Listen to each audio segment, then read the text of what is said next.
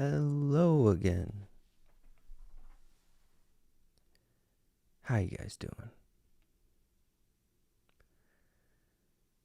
So as you can see, it's a bit more zoomed in today. I want to give you guys a up close view and sort of experiment a bit with different shots. Boom, check that out. Got a little thumbnail sketch. So story time. Last night I had a weird but kind of cool in hindsight dream. In the dream, a lot of my dreams are kind of anxiety based, I guess you can say. There's always something happening, it's somewhat stressful. But sometimes you get some interesting twists. So in this case, I wake up, I'm like in and out of sleep. I'm like scratching my eye. I want to say it was because I felt like a little crusty was there or something, like in my days. But I wake up, I remember I'm telling my fiance, I'm like, I just had the weirdest dream that out of like the tear duct in my eye, and like warning if the eye stuff like creeps you out, just a fair warning. I had a dream there was like kind of like what I'm drawing here, almost like a flowery, like lavender shaped plant was growing out of my tear duct. And I was just perturbed in the dream. I'm like trying not to touch it in the dream. I'm like, I gotta go to a doctor. I can't just mess around and find out with this one. I thought about pulling it out like a little pluck, but I was like, I'm gonna wait. I'm gonna get some help. Thinking about this more, I was like, man, that's kind of like Last of Us. It's almost like this spore. And I remember thinking like, I was exposed to something. Like, I don't know. And now it's growing out of me like I'm infected. So it was a weird one. Yeah, I love dreams. They're bizarre, and I fall for them. Like, I don't know if any of you guys can lucid dream or not, but man, if you can, let me know what you think, because I feel like it might be a blessing in disguise for some. Because like being able to control that, might be really cool, but at the same time, it might be like thinking about breathing, but or like sleep paralysis. I've never experienced that, but I can only imagine.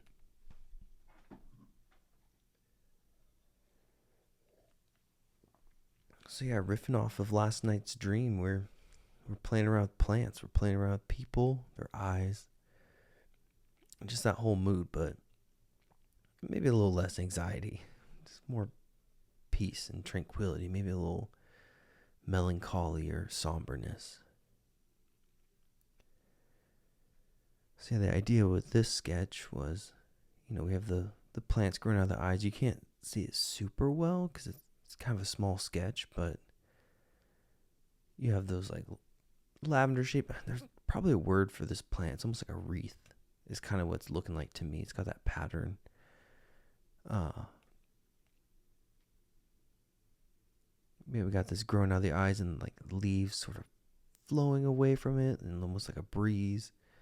And this figure in the middle of it, he's kind of like a hill. It was my thought. It's like, we got this sort of face floating in space. Let's put him on a hillside. Let's tie the plant theme together and put some trees and some bushes on his head. Make it almost look like hair, but just abstract enough to where it's personifying a hill. Excuse me. And like some of those ascending lines, just really giving him this like almost like he's bathing in some sort of like sun, or there's like an uplift, like some of this is being pulled away from him. Not too sure, but I think it looks kind of cool. Yeah, so far it's been a pretty good day, pretty good week. Just been really locked in on exercise and work. Today it was a digitizing day. I had a a whole line on my desktop of just different pictures and fuzzy PNGs that needed to be translated for embroidery. So that's what I did. It was one of those days where, while it's fun work, you're doing a lot of it. So had my coffee, my tea, and I just went for it. There was one that was like a cobra. That one was kind of fun. Lots of, I want to say like 15 individual names on the bottom too. So that's like a single run kind of a job. So I'll be doing those one by one. Yeah, this sketch I'm doing right now, kind of basing it more firmly off of the thumbnail, that face forward neutral posing, and keeping that theme alive. I want to expand on. I want to see, okay, I have this very kind of nice but open thumbnail. Let's see what we can do with it, Let's see if we can push it any farther. What will we find? And I think you guys will like what's coming up here. Again, it's very much along the lines of what I do, what I find myself gravitating towards, but that's what these sketches are all about. Just exploring these concepts, these weird dreams that we have. I mean, speaking of dreams, have you guys ever had a reoccurring dream? Or even weirder, a precognitive dream?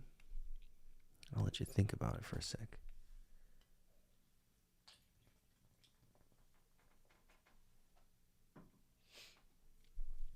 Because I have. Or at least I like to think I did. I like to leave room for error in any of my experiences.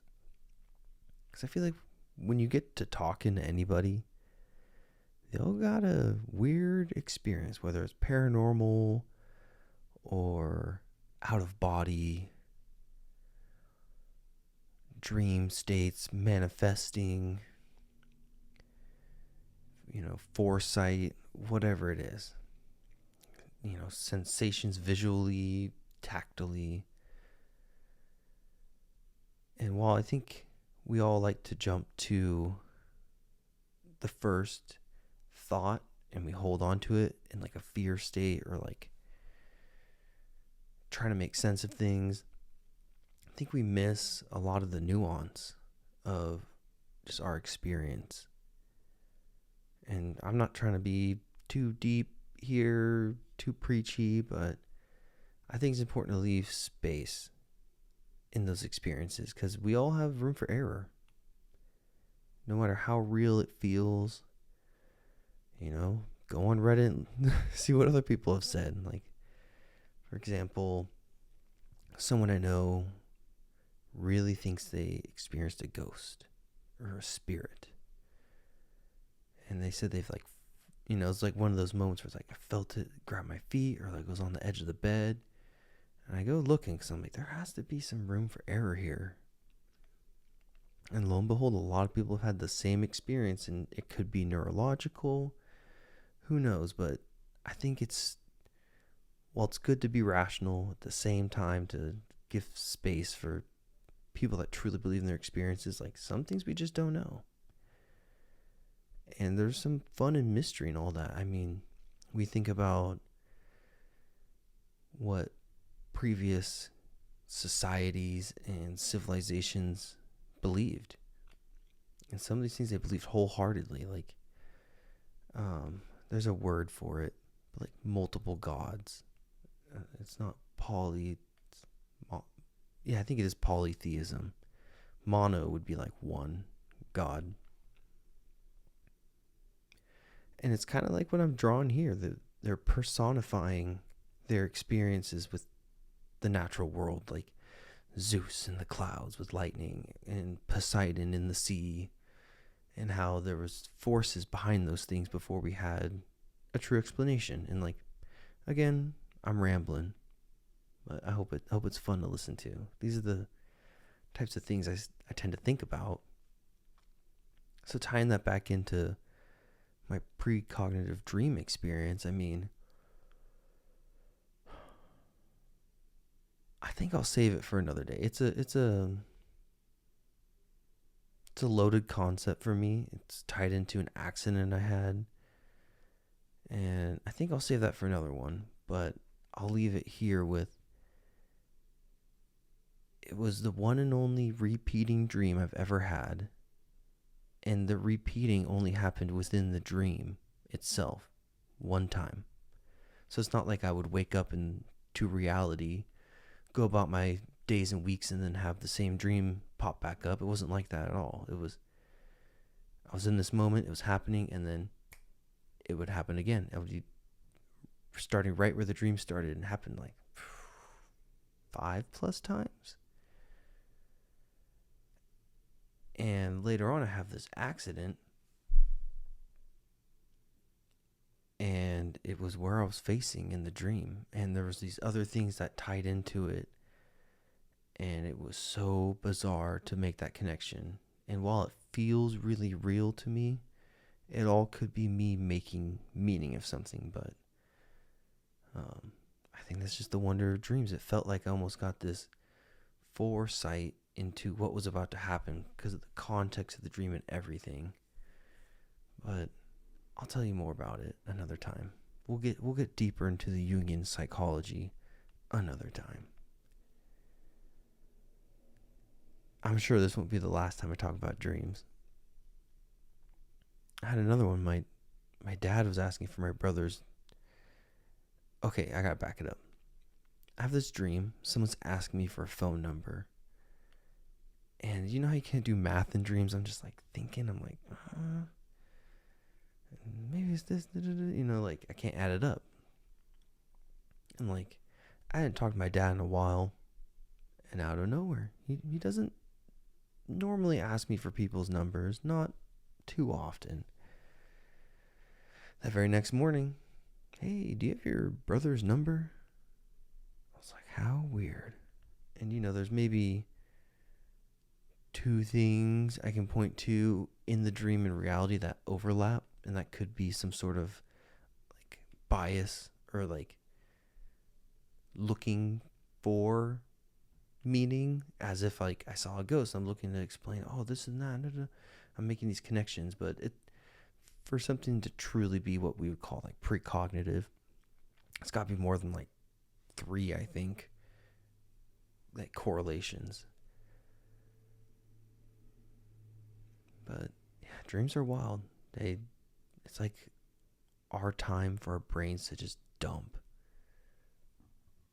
Excuse me. Anything you've been thinking about throughout the week, it's going to come up in weird ways. Like our brains are these sponges.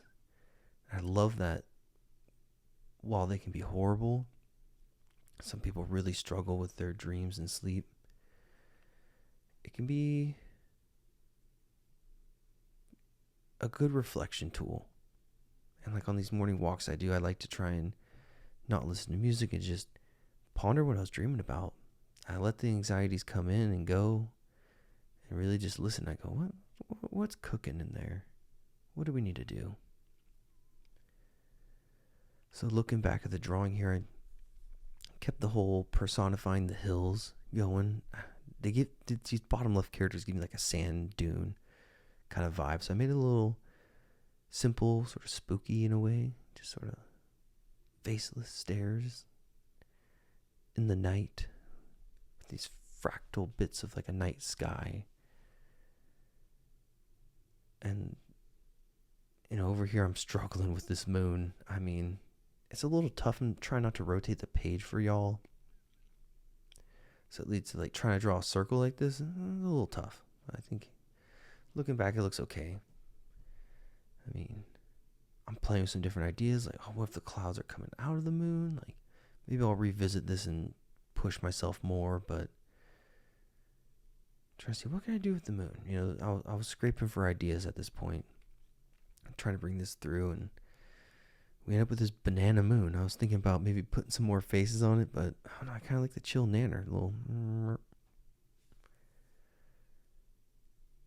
Just throwing some stars at it, but yeah, I think out of all of them, my two, it's hard to say. I like the left half, excluding the moon and the stuff below it. I like the hill, the vibes he was bringing. I like the cloud. I like the raindrops I added to it, and the cloud for like the head shape. I thought it sort of cemented that original thumbnail a little bit more. Just really having fun with it, personifying the clouds, just a little hey.